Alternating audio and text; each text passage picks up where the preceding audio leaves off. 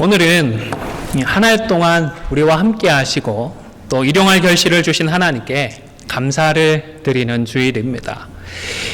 이 감사의 계절에 여러분은 구체적으로 무엇을 감사하고자 하십니까? 이동원 목사님의 책에 감사와 관련해서 한 설교자의 글을 인용한 대목이 있었습니다. 실제적이고 구체적인 감사의 제목이 될 수 있겠다, 감사의 예가 될 수 있겠다 싶습니다.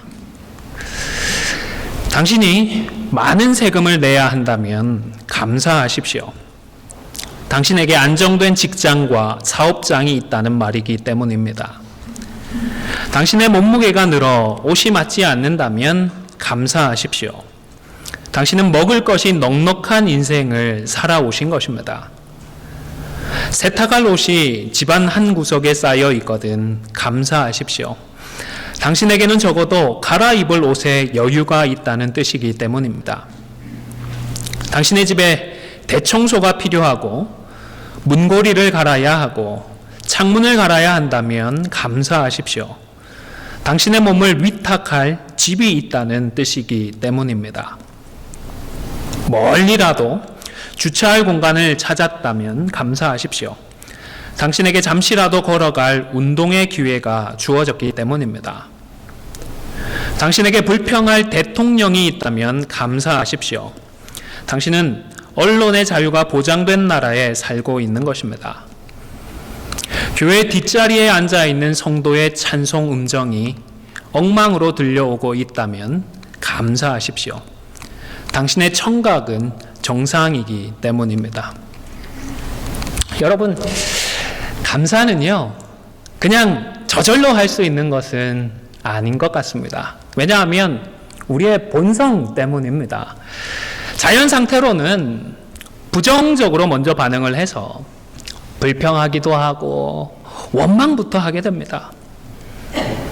하나님께서 허락하신 안정적인 수입을 생각하기보다 많은 세금을 생각하게 되고, 정치하는 사람 욕부터 하게 되고, 틀린 찬송의 음정을 듣게 되면 빈정부터 상하게 되는 것입니다. 그래서 결코 그냥은 감사가 되지 않는 것 같습니다. 우리가 감사의 제목이나 감사의 이유를 찾는 최소한의 노력, 최소한의 수고는 해야 감사할 수가 있는 것입니다. 그 일환으로 오늘은 읽은 본문을 중심으로 해서 우리가 감사할 수 있는 이유를 찾아서 우리 하나님께 다 함께 감사할 수 있기를 소망합니다. 먼저 감사에 앞서서 우리가 누리는 것들에 대해서 다소 좀 미안한 마음부터 가질 수 있으면 좋겠습니다. 이 말은 우리가 지금 지고 있는 사랑의 그 빚을 잊지 말자는 말씀입니다. 왜냐하면 저와 여러분은 오늘을 살아가고 있고 또 특별히 미국 땅에서 많은 것들을 누리며 살아가고 있기 때문입니다. 그래서 신앙의 자유를 누리고 있고 마음껏 하나님을 예배하며 살아갈 수가 있기 때문입니다. 깊이 연구해 보지 않고 거창하게 생각해 보지 않더라도 우리가 얼마나 많은 것을 누리고 있는지 쉽게 알 수 있습니다. 여러분, 이스라엘 역사에서 가장 복된 시기를 꼽으라고 한다면 다윗과 솔로몬 시기 아니겠습니까? 솔로몬 시대의 그 영화를 많이들 이야기합니다. 그런데 여러분, 다윗이나 솔로몬이 왕궁에서 먹었던 음식이 좋을까요? 지금 평범한 우리들이 먹는 음식이 더 좋을까요? 생각해 보십시오. 다윗이나 솔로몬이 그 깊은 맛을 자랑하는 된장, 고추장, 간장 이런 거 먹어봤을까요? 못 먹었어요. 없으니까 못 먹죠. 우리 한국 사람들 삼겹살 참 좋아하죠. 상추에 쌈 싸 먹으면 마늘 한 점 넣고 하면 얼마나 좋습니까? 다윗이나 솔로몬이 삼겹살 먹었을까요? 못 먹었을까요? 못 먹었습니다. 종교적인 규례 때문에 돼지고기를 못 먹었기 때문입니다. 사실 미국에서 사는 우리는 못 먹는 것 빼고는 다 먹을 수 있지 않습니까? 마음만 먹으면 뭐든지 먹을 수 있는 시대를 살아가고 있습니다. 먹는 음식만 그런가요? 입는 옷은 어떻습니까?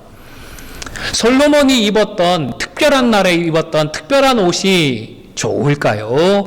지금 우리가 입고 있는 평상복이 좋을까요? 저는 우리가 입는 옷이 더 좋을 거라고 생각합니다. 왜냐하면 옷감부터가 질이 다르기 때문입니다.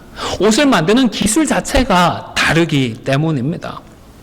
지금 우리가 일상적으로 누리는 정말 많은 것들이 사실은 과거에는 상상하지도 못했던 것들이 있습니다. 불과 몇십 년 전만 해도 한국에 계신 분들과 연락하려고 하면 어떻게 하셨죠?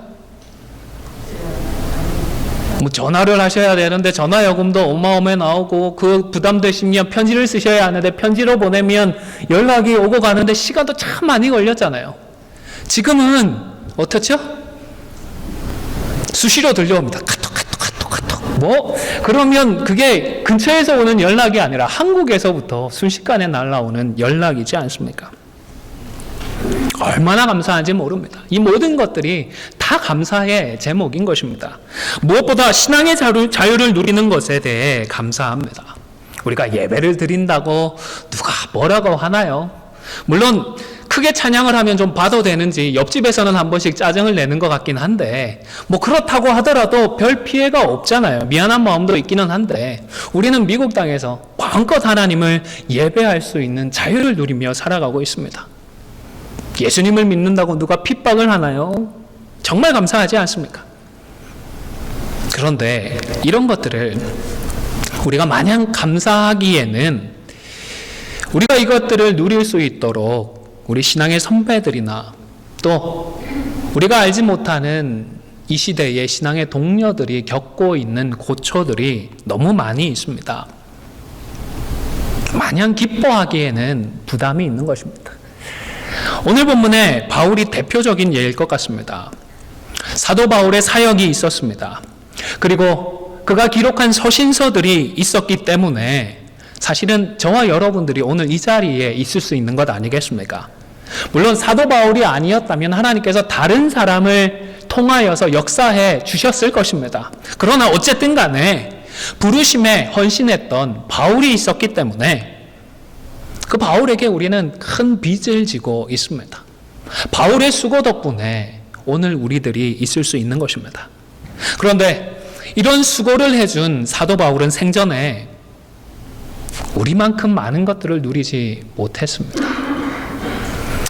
오늘 본문 4절에서 5절을 보면 한번 쭉 둘러보시면요. 잘 먹고 잘 입었다라는 이야기가 있나요?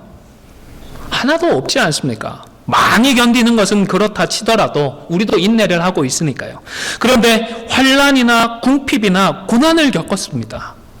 도대체 무슨 일을 얼마나 힘들게 겪었길래 이런 매맞음, 가침, 난동, 수고로움, 자지 못함, 먹지 못함 이런 표현들까지 사용을 했을까요? 우리는 복음을 전하다가 좀 싫은 소리를 들을 때는 있습니다. 자존심이 상하는 그런 이야기를 들을 수도 있습니다. 그렇다고 우리가 매를 맞거나 감옥에 갇히지는 않습니다. 우리가 자지 못하거나 먹지 못하는 일을 겪지도 않습니다. 하지만 복음을 전하고 하나님의 말씀을 가르치기 위해서 이런 수고와 고생한 그런 분들이 있었고 이런 분들 덕분에 우리가 하나님의 은혜 가운데 거하며 많은 것들을 누릴 수 있다는 사실을 잊지 말아야 하겠습니다. 뿐만 아니라 우리와 동시대를 살아가고 있는 많은 성도들이 아직도 바울이 겪었던 이런 일들을 여전히 겪고 있다는 사실을 기억해야 하겠습니다. 아직도 이슬람권이나 힌두교권에서는 신앙 때문에 박해를 받습니다. 핍박을 당하고 순교하는 분들이 있습니다. 우리와 같은 민족인 북한 땅에도 지하교회 성도들이 여전히 어려움을 겪고 마음대로 하나님을 목을 놓아 기도하지도 못하고 목소리를 높여서 찬양하지도 못하며 살아가고 있는 것입니다. 우리가 이런 고난을 당하지 않는 것은 분명히 감사한 그런 일이지만 감사와 아울러 이런 고난을 견디면서 여전히 은혜를 나누고 흘려보내고 있는 그런 분들이 있다는 사실을 잊지 않고 이분들을 위해서 기도해주고 기회가 될 때마다 기도해 주어야 하겠습니다. 왜냐하면 우리는 다른 교회에 있고 우리는 서로 다 다르지만 모두가 그리스도의 한 몸 된 교회의 지체들이기 때문입니다. 성경을 보면 이방인 교회가 예루살렘 교회가 어려움을 겪었을 때에 결코 모른 척하지 않았습니다. 하나님, 우리에게는 그런 어려움이 없게 해주시니 감사합니다. 마냥 감사만 하고 있지 않았습니다. 모른 척하지 않았습니다. 그들을 위해서 기도해 주었고, 미력 하나마 헌금을 모아서 어려움을 이겨낼 수 있도록 예루살렘 교회에 전달까지 해 주었던 것입니다. 한동안 우리 교회도 재정적으로 다소 어려웠기 때문에 이런 부분에 있어서 움츠러들어 있었습니다. 하지만 올해는 감사한 분들과 또 어려운 분들에게 미력 하나마 도움을 나누고자 합니다. 타운에서 수고하시는 분들에게는 과일이라도 좀 사서 전달을 하려고 하고, 미국에 있지만 사실 한 끼 한 끼를 걱정하시는 분들이 꽤 있습니다. 그래서 우리 교회는 올해 크지 않은 금액이지만 그분들을 위해서 도네이션을 하기도 했습니다.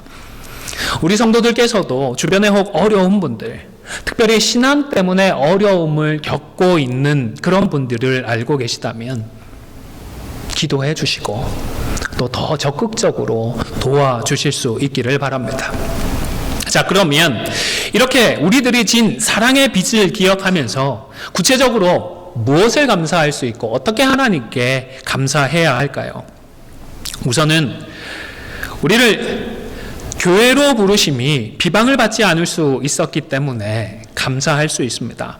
3절에 보면 화면을 보시면서 함께 읽어볼까요? 시작. 우리가 이 직분이 비방을 받지 않게 하려고 무엇에든지 아무에게도 거리끼지 않게 하고, 사도 바울은 사도의 직분이 비방을 받지 않도록 하기 위해서 무엇에든지 그리고 아무에게든지 거리끼지 않게 했다라고 했습니다. 그리고 하나님의 일꾼으로 자천했다라고도 했는데, 이것은 하나님의 진실한 일꾼임을 보이고자 노력했다라는 그런 뜻입니다. 에이, 거봐. 바울이 말로는 자기라고 아무리 떠들어봐야, 사도라고 주장을 해봐야 그의 평소 행동 거지나 사역의 열매를 보면 사도일 리가 없어. 사도일 수가 없지. 이런 소리를 듣지 않기 위해서 부단히 노력을 했던 것입니다. 왜입니까? 자신 때문에 이방인 선교의 문이 닫히지 않도록 하기 위해서였습니다. 이방인 교회에 대한 비난과 비판을 막기 위해서였습니다. 그리고 더 나아가서는 모든 민족을 제자로 삼으라는 주님의 뜻을 이루고자 함이었던 것입니다. 이러한 바울의 수고와 노력은 오늘날 교회로 부름을 받은 우리들의 사명이기도 합니다. 바울을 사도로 부르신 그 하나님께서 저와 여러분은 안디옥 교회로 불러주셨기 때문입니다. 이러한 부르심이 비방을 받아서 복음을 가리는 일이 일어나지 않도록 우리는 수고해야 하는 것입니다. 2019년 한 해를 돌아보시기를 바랍니다. 올 한 해 그렇게 화려하거나 영광스럽지는 않았다 생각할 수는 있겠습니다. 하지만 곰곰이 돌아보면 우리의 교회됨에 대해서, 하나님께서 우리를 안디옥으로 불러주신 그 부르심에 대해서 결코 비방을 받는 해는 아니었던 것 같습니다. 우리는 우리의 하나됨을 지키기 위하여 나름 노력을 했습니다. 뜨겁게 사랑하라는 그 말씀을 붙들고 우리의 이성을 동원하고 지성을 동원하고 감정과 의지를 총동원했습니다. 교회 안에서만 성도가 아니라 교회 밖에서도 하나님의 자녀답고자 노력을 했습니다. 수고하시는 선교사님들을 돕기 위하여서 힘써 노력을 했습니다. 또 부르심에 합당한 자가 되기 위하여서 훈련도 받아왔습니다. 복음 전파의 사명을 감당하기 위해서 함께 노력했습니다. 이 모든 것들이 사실은 감사의 제목들이 되는 것입니다. 여러분, 이전보다 그래도 조금이라도 더 나아진 우리들의 모습을 잊지 말고 우리 하나님께 감사하실 수 있기를 바랍니다. 그리고 앞으로도 우리를 하나님께서 교회로 불러주신 이 부르심이 결코 비방을 받지 않도록 계속해서 수고해 주시기를 주님의 이름으로 축원을 드립니다. 세 번째로는 하나님의 은혜를 헛되이 받지 않음에 감사합니다. 1절에 보면 바울은 고린도 교회를 향해서 하나님의 은혜를 헛되이 받지 말라고 권면을 했습니다. 성경에 나오는 이 은혜라는 단어도 꽤 다양한 의미로 사용이 되고 있습니다. 그런데 가장 기본적인 의미는 받을 자격이 없는 자에게 주시는, 거저 주시는 선물이라는 그런 의미입니다. 그렇기 때문에 하나님께서 우리에게 주시는 모든 것들이 다 은혜입니다. 다만 여기에서는 은혜를 헛되이 받는다는 것은 고린도 교회에 들어온 거짓 교사들이 전했던 다른 복음의 가르침에 현혹되어서 교회의 문제를 일으키는 것을 의미합니다. 여러분, 이것은 성도들 사이에 의견이 달라서 갈등을 하는 것과는 다른 차원의 문제였습니다. 예수 그리스도의 십자가의 복음이 아니라 할례와 같은 구체적인 행위를 통하여서 구원을 받는다라고 하는 거짓 복음, 거짓 가르침의 문제였기 때문입니다. 반드시 해결해야만 하는 문제였습니다. 이 즈음에서 우리가 하나 좀 생각을 해야 할 것은 과연 믿는 성도가 정말로 은혜를 헛되게 받을 수가 있느냐 하는 문제입니다. 그리고 과연 은혜를 헛되이 받게 되는 이 사람의 구원은 어떻게 되느냐 하는 문제도 생각을 해보아야 합니다.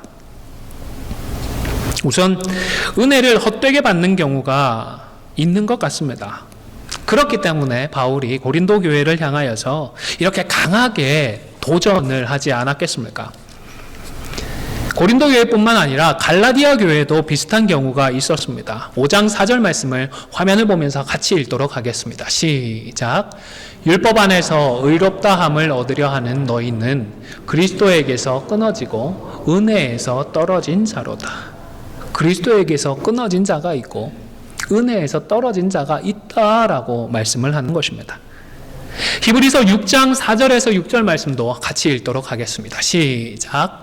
한번 빛을 받고 하늘의 은사를 맛보고 성령에 참여한 바 되고 하나님의 선한 말씀과 내세의 능력을 맛보고도 타락한 자들은 다시 새롭게 하여 회개하게 할 수 없나니 이는 그들이 하나님의 아들을 다시 십자가에 못 박아 드러내놓고 욕되게 함이라. 여러분, 분명히 하늘의 은사를 맛보고 성령에 참여한 바가 되었습니다. 하나님의 선한 말씀과 내세의 능력까지 맛을 보았다고 했습니다. 그런데 그 뒤에 어떻게 되었다고요? 타락했다고 합니다. 그 이유는 결국 교만 때문입니다. 은혜 좀 받았다고 다 된 줄 알았던 것입니다. 자기만 옳다고 생각하는 것입니다. 다른 사람의 말을 듣지 않고 자기 생각, 자기 아집에 사로잡혀 살다 보니까 어느새 다른 길로 빠지고 말았던 것입니다. 어떤 책에 보니까요, 하나님께서 은혜와 기적을 사람들에게 분량대로 주시는 것이 아니라 차고 넘치도록 주시기 때문에 이런 일들이 일어나는 것 같다라고 설명을 했습니다. 납득할 만한 설명인 것 같습니다. 하나님의 역사의 현장에 있으면 그 자리에 있는 모든 사람들이 은혜를 받고 기적도 같이 체험을 할 수가 있습니다. 하나님께서 넘치도록, 차고 넘치도록 주시기 때문입니다. 그러나 그런 은혜를 받았더라도 분량이 되지 못하는 사람들은 분에 넘치는 것들 때문에 결국 교만에 빠지고 마는 것입니다. 하지만 우리 장로교회에서는 성도의 견인을 믿음으로 고백을 합니다. 하나님께서 우리를 부르시고 십자가의 보혈로 의롭다 해 주셨으면 그 구원이 유효하도록 사랑과 은혜로서 끝까지 우리를 붙들어 주신다라는 고백입니다. 그런데 오늘 본문의 말씀이나 앞서 제가 인용했던 성경의 구절들은 이런 성도의 견인이라는 고백과는 다소 충돌을 하는 것 같습니다. 뿐만 아니라 솔직한 우리의 모습을 보면 걱정스러울 때도 있습니다. 믿기지 않을 때도 있기 때문입니다. 예배의 기쁨도 없고 믿음의 열매도 별로 없는 것 같을 때가 있기 때문입니다. 심지어 드러내놓고는 못하더라도 은밀하게 죄까지 짓는데 과연 내가 중생한 사람이 맞을까? 정말로 이런 연약한 내가 성화를 거쳐서 영화에 이르는 구원의 전 과정을 이룰 수 있을까 하는 그런 생각이 드는 것입니다. 그러나 우리가 잊지 말아야 할 것은 구원은 전적인 하나님의 은혜다라는 사실입니다. 그래서 구원을 시작하신 하나님께서 구원을 완성해 주실 것입니다. 빌립보서 1장 6절의 말씀도 화면을 보시면서 함께 읽도록 하겠습니다. 시작. 너희 안에서 착한 일을 시작하시니까 그리스도 예수의 날까지 이루실 줄을 우리는 확신하노라. 아멘. 성도의 견인의 이 고백을 잘못된 각도에서 생각하지는 말아야 합니다. 이것은 우리 하나님은 하실 수 있다라는 고백입니다. 그래서 호주에 계시는 한 개혁주의 신학자는 이 성도의 견인에 대해서 믿는 자의 안전보장에 대한 설명이지 한번 구원을 받았다고 언제나 구원받은 것을 뜻하는 것은 아니다라고 설명을 하셨습니다. 다시 말하면 내가 중생체험을 믿고서 이제 구원받았으니까 하나님께서 다 해주실 거야 교만하고 방종하면서 죄를 마음대로 범하면서 경건을 무시하며 사는 자에게까지 하나님께서 그 끝을 책임져 주시는 것은 아니라는 것입니다. 여러분, 하나님은 교만한 자가 아니라 겸손한 자들을 붙들어 주십니다. 나 자신을 보니까 도저히 믿음으로 살아갈 수도 없고 이 세상을 이길 수도 없을 것 같습니다. 감히 이런 내가 어떻게 구원을 이룰 수 있습니까? 저는 하나님 안 될 것 같습니다. 제발 좀 불쌍히 여겨주십시오. 도와주십시오. 겸손히 하나님을 의지하는 자들은 우리 하나님께서 끝까지 책임을 져주시는 것입니다.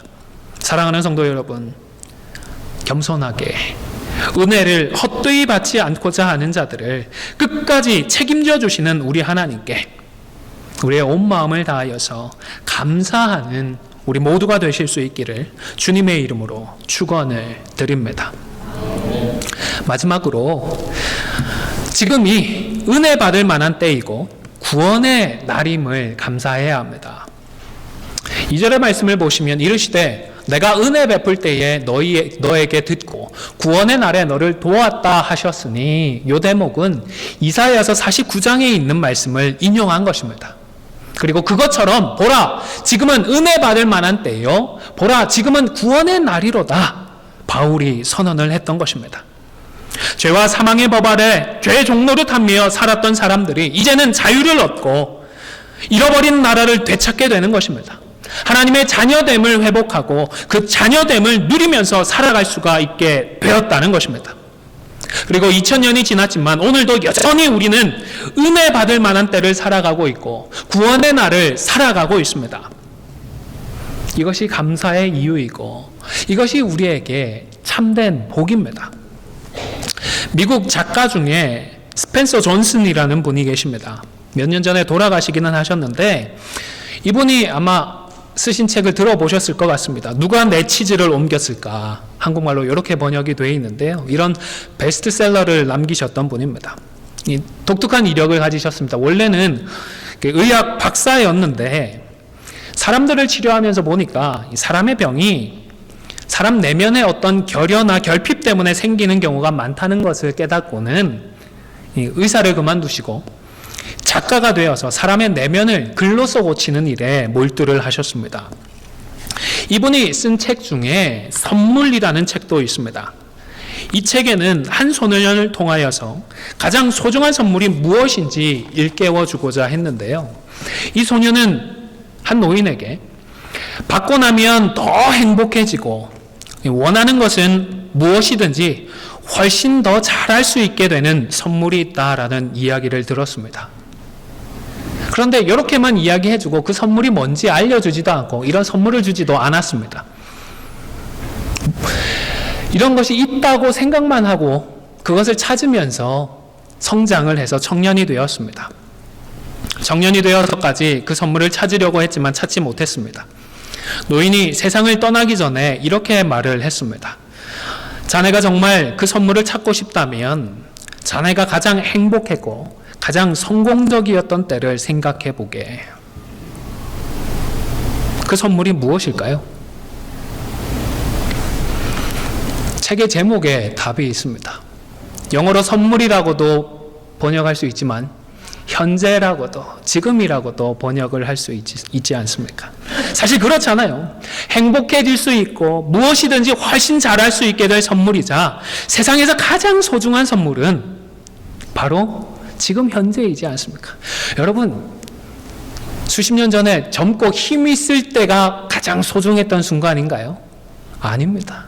조금 기력은 떨어졌어도 지금이 우리에게 가장 소중한 선물의 시간입니다.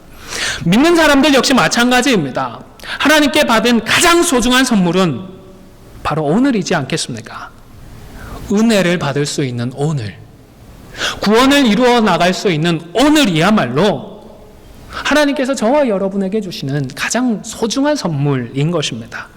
이 선물은 하나님께서 우리 모두에게 공평하게 다 주시는 것들입니다. 그래서 감사한데 받지 못한 사람들 걱정해서 움츠려들 필요도 없는 그런 선물입니다. 마음껏 감사할 수가 있는 것입니다. 사랑하는 성도 여러분, 선물로 주어진 은혜 받을 만한 지금 이 순간을 놓치지 마십시오. 오늘을 놓치지 마시고 지금 회개하십시오. 지금 돌이키십시오. 구원의 날인 오늘, 바로 지금 용서하시고 화해하십시오. 우리에게 가장 소중한 선물로 주신 바로 오늘, 더욱더 뜨겁게 사랑하십시오. 이것이 오늘 우리가 드릴 수 있는 감사의 구체적인 모습들이기 때문입니다. 이제 말씀을 마무리하고자 합니다. 여러분, 하나님은 우리 모두에게 공통적으로 은혜 받을 수 있는 그 구원의 오늘을 주고 계십니다. 이 오늘의 은혜를 헛되게 받지 않고 은혜의 날들을 허비해버리지 않고 허송해버리지 않도록 조심하십시오. 은혜의 때이고 구원받을 날이구나 머리로만 알고 끝나는 것이 아니라 우리에게 주시는 그 말씀에, 구체적인 말씀들에 겸손히 순종하여서 약속된 은혜를 받고 구원을 이루어감으로 우리의 거룩한 삶이라고 하는 살아있는 감사의 제물로서 우리 하나님께 감사를 올려드리는 저와 여러분이 다 되실 수 있기를 주님의 이름으로 간절히 축원을 드립니다.